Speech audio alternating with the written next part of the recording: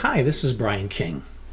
Make sure that you have the Life Team Strategy handout available to you as we go through this lesson. Well, as you've already guessed, this lesson is about the Life Team Strategy.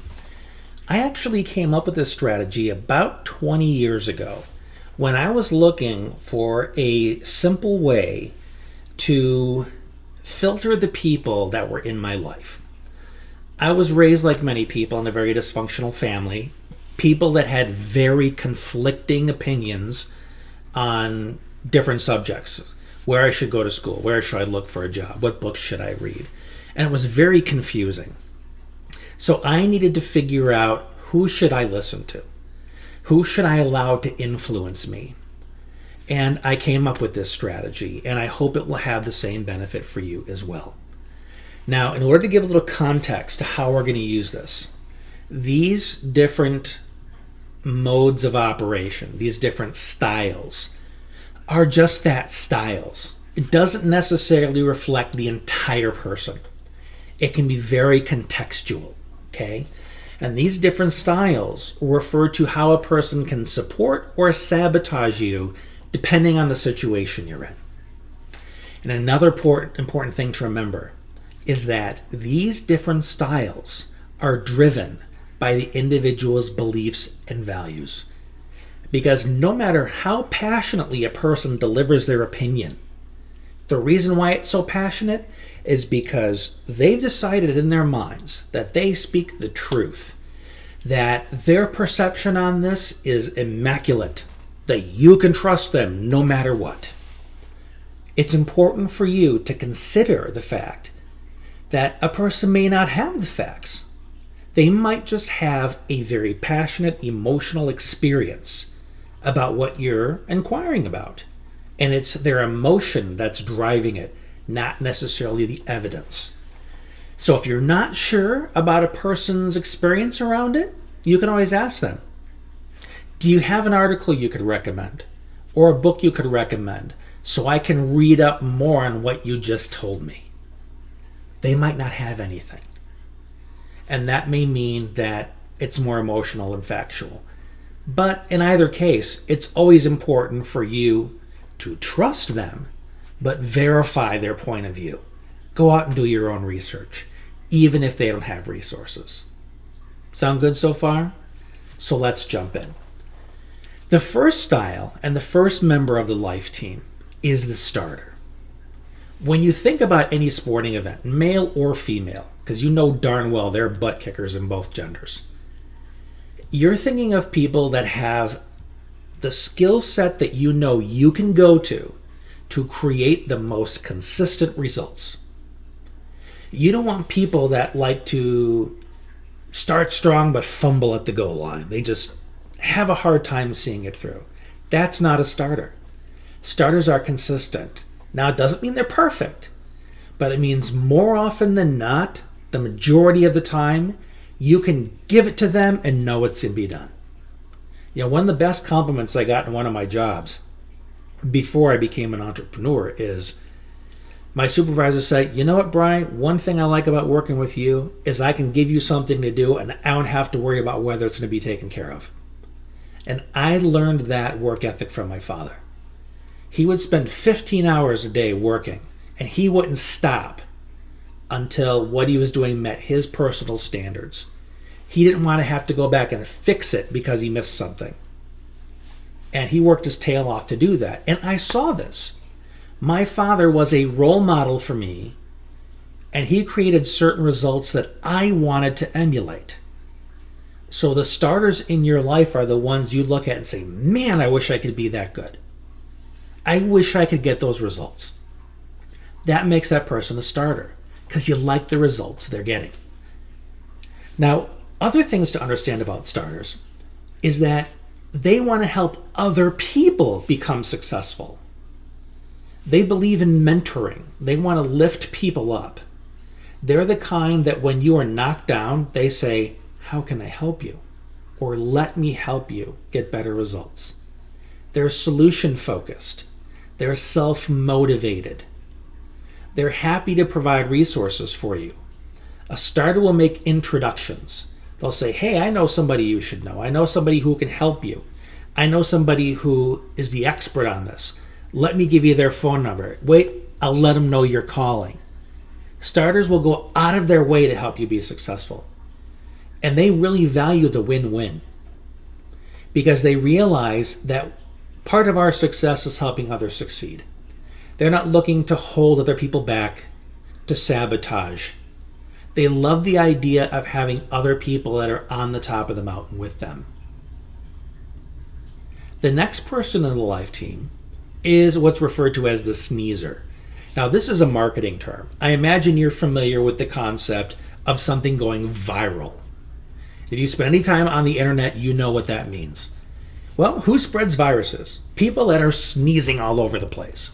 And that's why this word was chosen to describe the people that help things go viral. In this case, we're talking about them helping you become viral. They're always singing your praises. They tell people how awesome you are. They recommend you to other people for the service you provide or something that you're good at. And when you're feeling a little defeated yourself, the sneezer is your cheerleader. They're the ones singing, you're number one. You can do this. We believe in you. No matter how difficult things are going. I imagine you've witnessed this. The cheerleaders for the team that's like 20 points behind, they're still out there chanting, you're number one. You can do it. They're not saying, you should quit while you're ahead. Yeah, we gave it our best shot. Might as well just lick your wounds and go home. Sneezers don't do that. They believe no matter how far down you are, you can come back. And these are awesome people to have in your life. The best kind of person to have in your life is a combination of the starter and the sneezer, because these two roles are not mutually exclusive.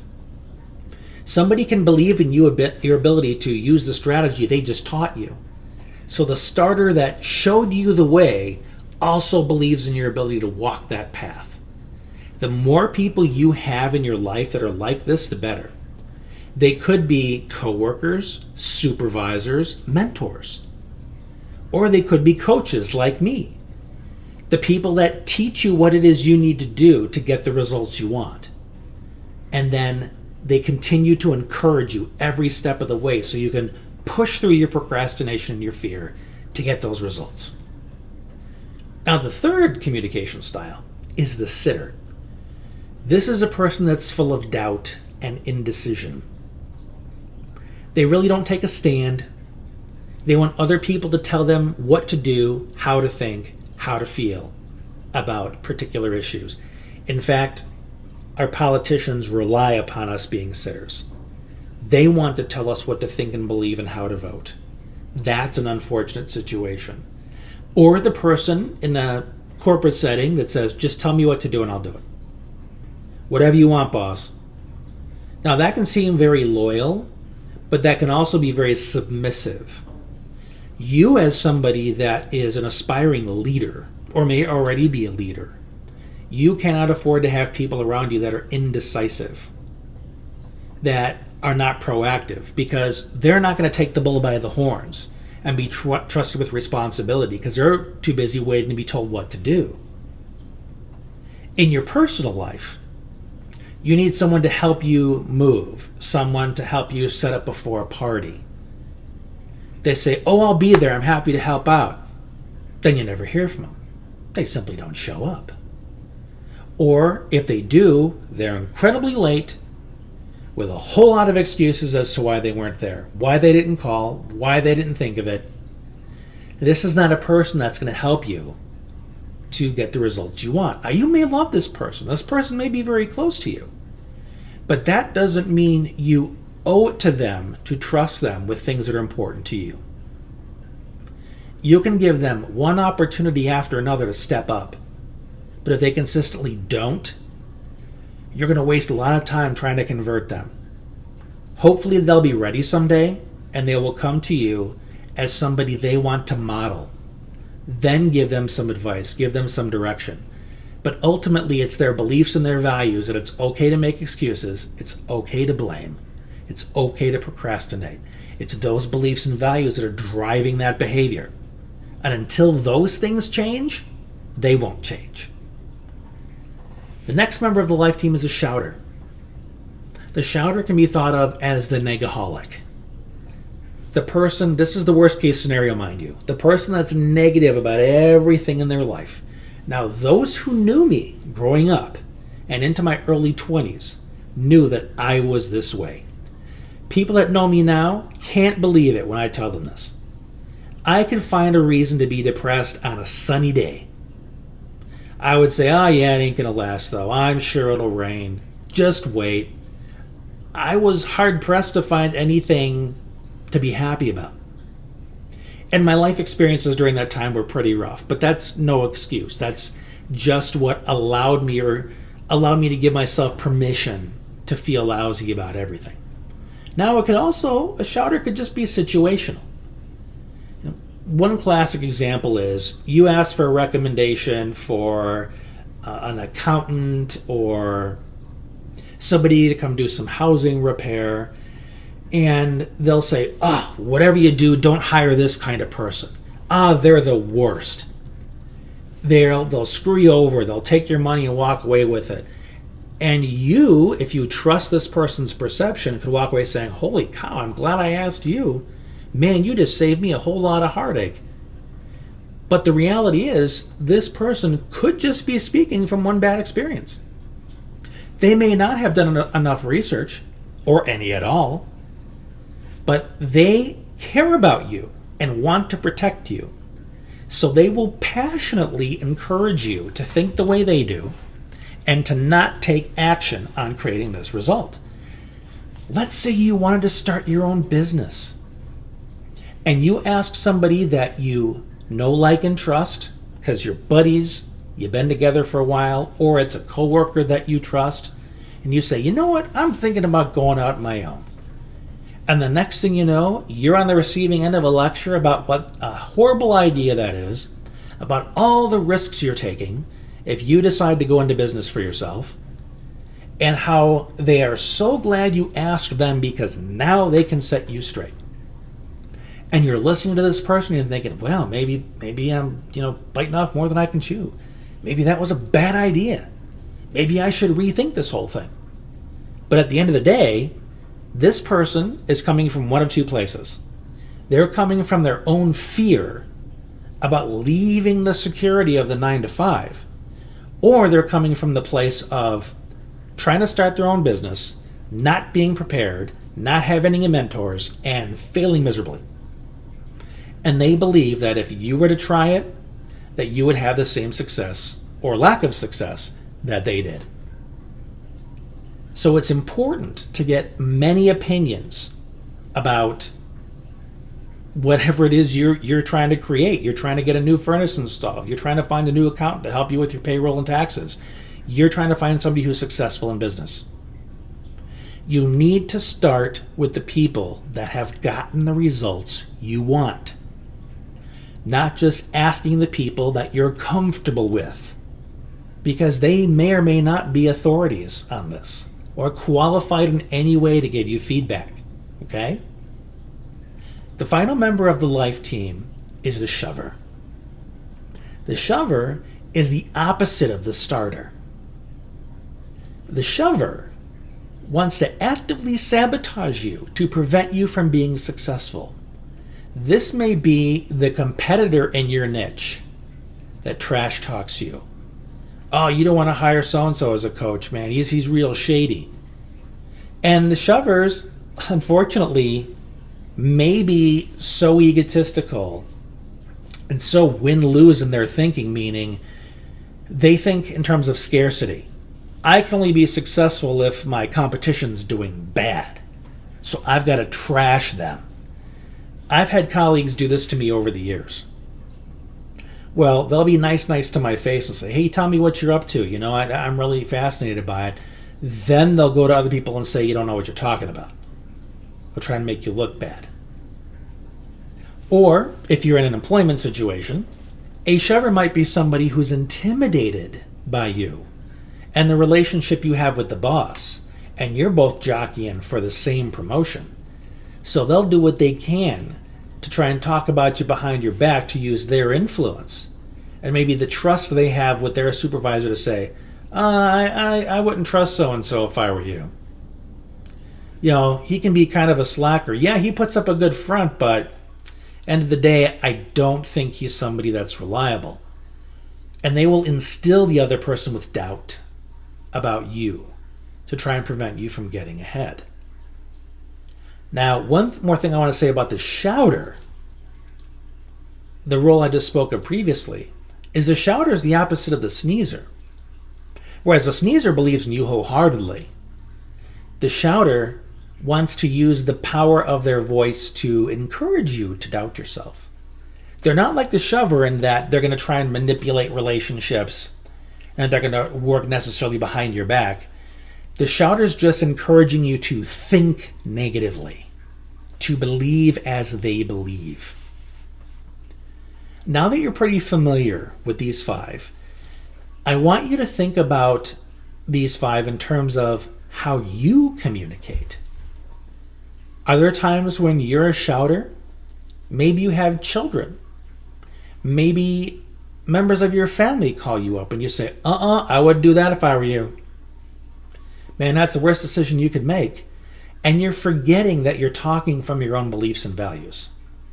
Instead, what you're doing is coming across as though you have the facts, you have the truth, when the reality is you just have emotion, you just have an opinion. A more enlightened way to approach answering questions about things you've had a negative experience about, you can simply say, you know what, I've had a very poor experience with this thing that you're asking me. So all I can really tell you is what didn't work. I want to encourage you to go ask for more opinions. When my sons come to me and ask me questions, if I've had a negative experience, that's exactly what I tell them. This is just my experience. It's possible that other people have had different experiences. So make sure you go and ask many others. It is critical to remain objective when giving any feedback and emphasize that you are simply speaking from your own experience. When you look at the people that are in your life now, who are the starters? Who are the sneezers? Who does both? Who are the very well-intended shouters? They don't want you to get hurt. They only want you to be happy. So they'll try and talk you out of taking risks, out of taking any chances that might lead to your disappointment. So they're well-intended, but they're still shouters. They're still sabotaging you. When it comes to trying to grow or succeed in a new area, find the people who have gotten the results you want. Those are the most informed people. You may look at your life and realize, man, I don't have a whole lot of starters and sneezers. But you desperately need them, because depending on how big you want to go with your life, that determines how many starters and sneezers you have around you. I just had a conversation with a colleague yesterday because I helped him out on a business project, and I started getting these texts and voicemails from a very unhappy customer who was venting, who was very emotional, who was demanding that I call them immediately. Well, one of my criteria is I don't do drama. And this was his client. So I called him up and I said, look, this is not something that I want to do. This is not a conversation I want to have.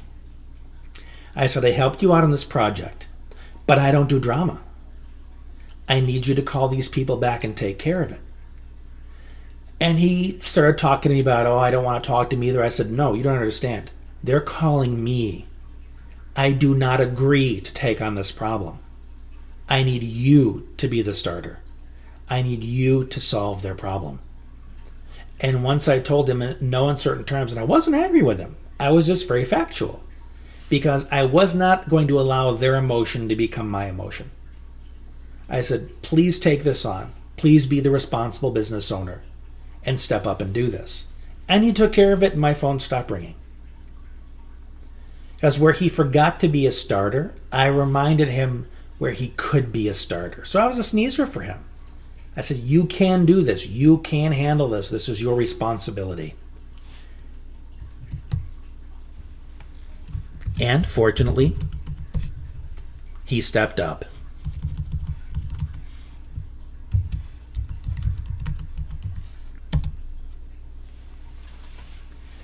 Now, lastly, there may be some people in your life that are acquaintances now, but that you would really like to have be in your life as starters and sneezers.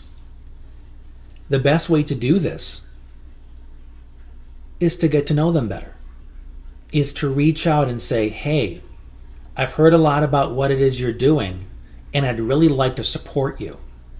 Please let me know what I can do to help. Because if you walk in right away and say, hey, there's something I need from you, or there's something that I need you to do for me, and that's the only conversation, in other words, the what's in it for me conversation, that can really turn people off. But if you show up and say, hey, I'm really looking to help you, and if it's sincere, meaning you would be comfortable just helping them without something in return, because that's your value, that's wonderful. Anybody that is a genuine starter will want to reciprocate. They'll say, that's so generous. I'm so glad. I could really use your help on this. And by the way, what can I do to help you? The moment you see reciprocity, you know that this person is a solid starter and somebody that you could quite possibly have a long-term win-win relationship with. And these are the people that you frankly cannot have too many of in your life. The sneezers you'll find on social media, you'll find in your friend circle, the ones who want to celebrate with you when you've achieved an outcome, the ones who believed in you all along, no matter how low you got. And the people that want to kick you when you're down or say, I told you so. Those are the people to keep as far from you as possible, because they don't want to achieve at the level that you want to, because they're afraid. And they're allowed to have their fear. But you do not need to give them permission to advise you. You are going to stick with the people that know how to get the results you want. They're the ones you're going to team up with. They're the ones you're going to rise to the top with. I hope this has been helpful. This is by no means meant to be comprehensive, because I can't think of every question you're going to ask. So any gaps that you've perceived, anything that's unclear, I want you to message me or email me and ask me for some clarification, because I want you to get the most out of this strategy that you possibly can. But for now, I hope this has provided enough for you to get started. Here's to your success.